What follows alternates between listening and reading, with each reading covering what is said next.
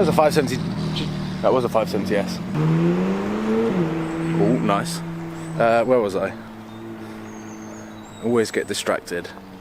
What's up guys, welcome to Supercars of London, and today is a day that I've been looking forward to for quite some time. I am down in Surrey in this pretty incredible golf club resort thing, and anyway, today I've been invited down by Mclaren Ascot and Mclaren London to test drive some of the Sports Series range. One of them is coming right now. This is ruining my intro.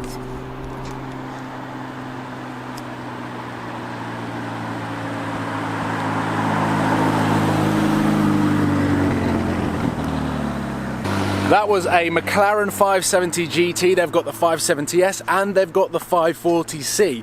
I haven't seen a single video on the 540C, so I wanted to put my name down and drive that car, experience it, try and work out the differences between the 570S, which I've already test driven, and I'm going to be driving the brand new 570 GT. So before I go out in test drive number one, I'm going to try and summarize my experiences with McLaren in approximately 1 minute. So first of all, 570S. I was blown away by that car. I thought that the power and the price point was ridiculous, and it is arguably voted one of the best entry-level supercars that you can buy. I'm going to test that against the 540C, and then I drove the 570S back to back with the 650S. I literally didn't know how there could have been a difference between the two cars, but it is absolutely night and day. The 650S is definitely more of the Super Series and the 570S is the Sports Series. I still don't understand how McLaren can class these cars as sports cars. They are out and out supercars, but the 570 GT is apparently a lot more luxurious and more of a GT cruiser car. So I'm going to be putting all of those theories to the test in this video today.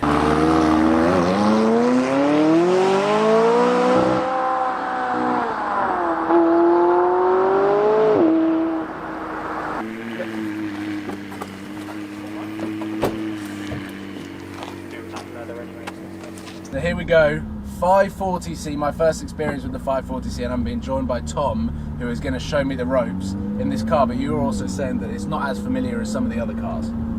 Yeah, we tend to use the higher powered cars on the track. The 570S is obviously new kid on the block, so that's getting a lot of traction at the moment. Yeah. And this car is kind of like, it's not forgotten about because they are still highly popular, but people tend to hide the fact that it's the 540C over the 570 GT. Like even this one's debadged.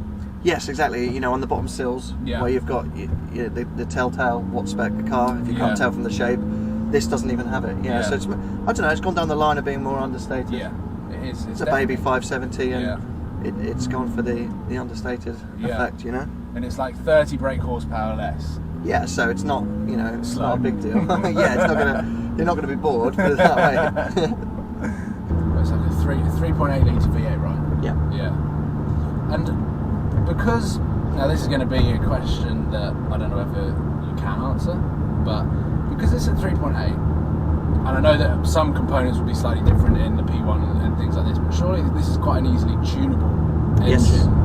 So you could just... There's plenty of capacity. Yeah. That's what I was thinking. I mean, there's loads that can be done, and a lot on the software as well. Yeah, because like the mapping. Nissan GTRs were one of the first sort of like proper turbocharged supercar killers sort of thing, because you could just tune them up to like two. No, I'm saying you could tune this to 2,000. I mean, you could quite reliably tune those things to like 800-900 horsepower. Yeah, it's mental. Yeah, there's a lot of capacity for it. Yeah. I mean, arguably, it's nuts.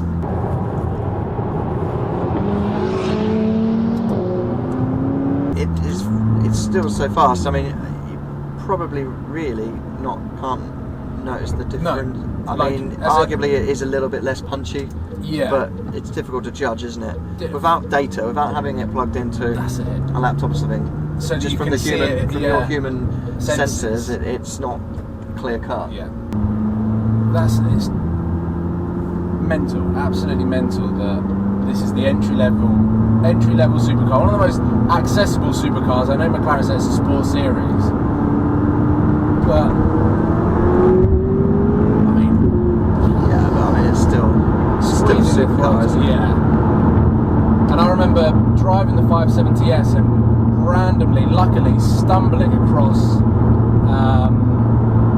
Ferrari Enzo, and I posted a picture of the two cars, and everyone was like, "Oh, it's much faster than the Enzo." And I was like, "No, it's not." I googled it, and it was like the Ferrari Enzo, like pinnacle Ferrari back in 04, 05, and now the sort of entry level Mclaren that you can buy that comes with 530 brake horsepower, 565 brake horsepower, there or thereabouts.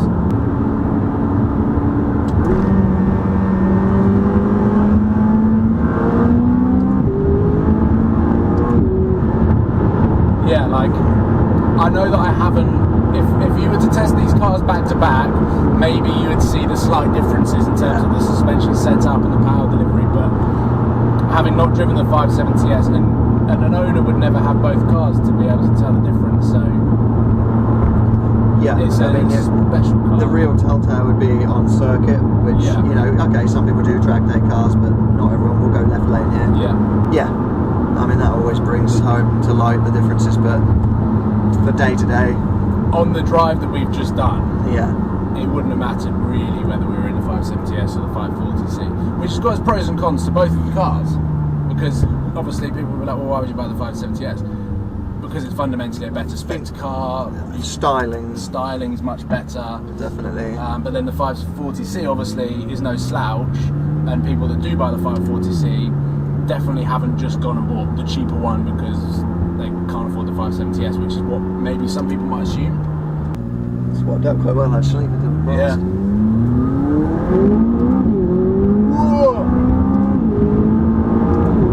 Yep. Yeah, so verdict 540C is fast. Yeah, definitely. I mean, if you didn't look down, if you look at the speed you get to in that time, it's definitely 70 miles an hour.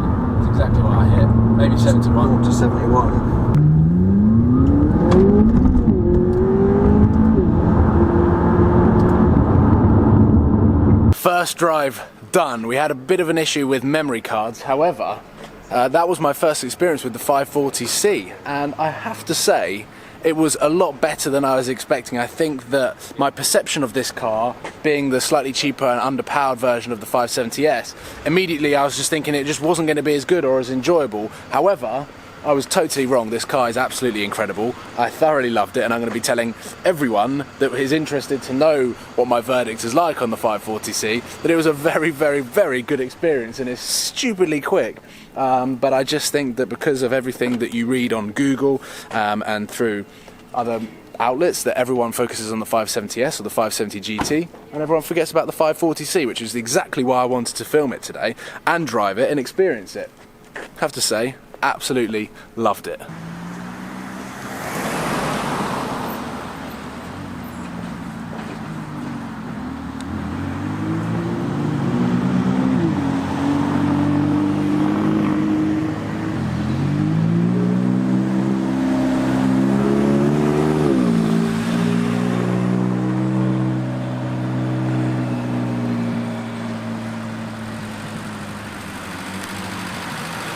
Well, my massive bag fits quite perfectly. Loads of bags. I generally think you could fit a suitcase in there. Anyway, this is the 570 GT, and this car is what I'm about to drive right now. Tom is already in the car, and I'm going to get the Ulfi camera set up, which is in my bag. That would have been a fail. And then we're going to get on the road, and I'm going to be experiencing for the first time the 570 GT in purple.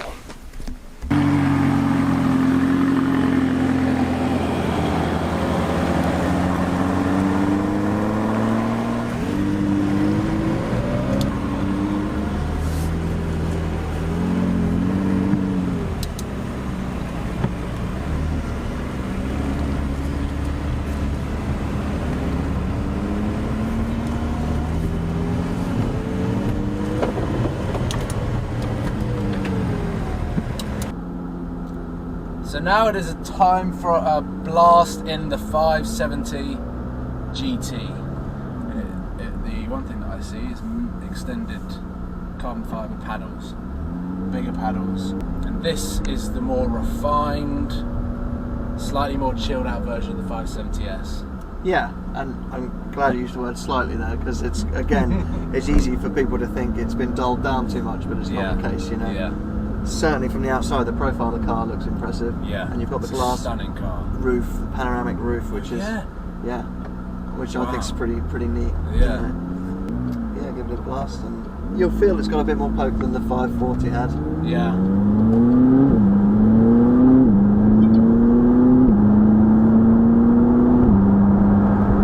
So smooth though, and the steering feels like it's massaging your hands. Like it's just, I don't really know how to describe this. The first thing that I've just noticed is the steering. The steering just feels like, compared to just the feels 540. like, yeah, it just feels, wow. Oh yeah. So it's got a bit more bite, a bit more kind of urgency to it. Yeah, and it sucked my stomach. Yeah, it made my stomach go as well. Yeah.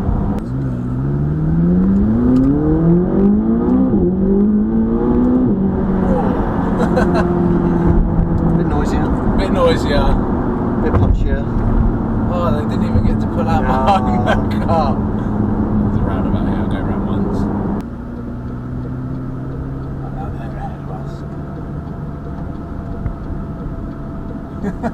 This is going to be so annoying, because that van's going to... Oh no, the van didn't turn up, okay, cool.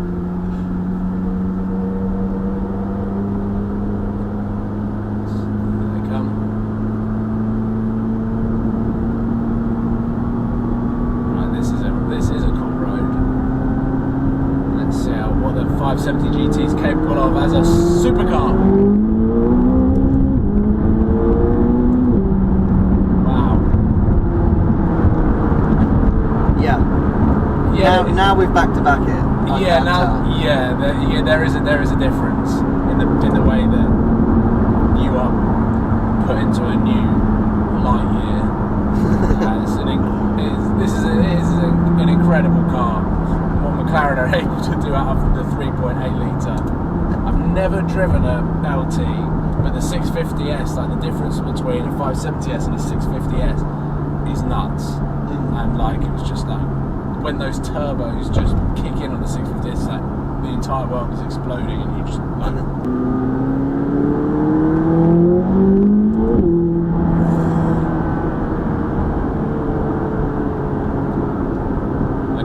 So 570 GT, verdict after having driven the 540C, this car is noticeably faster,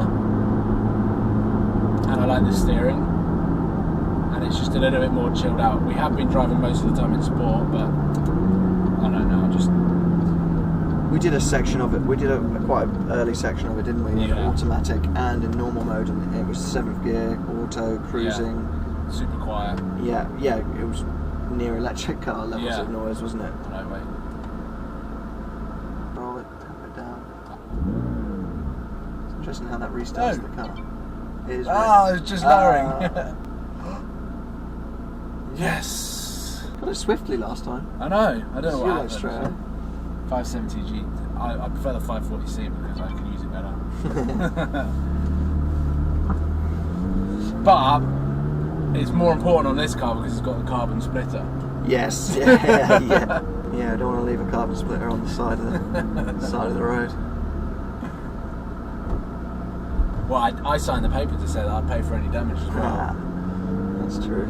So I was not going to tackle that speed bump without it. Yeah.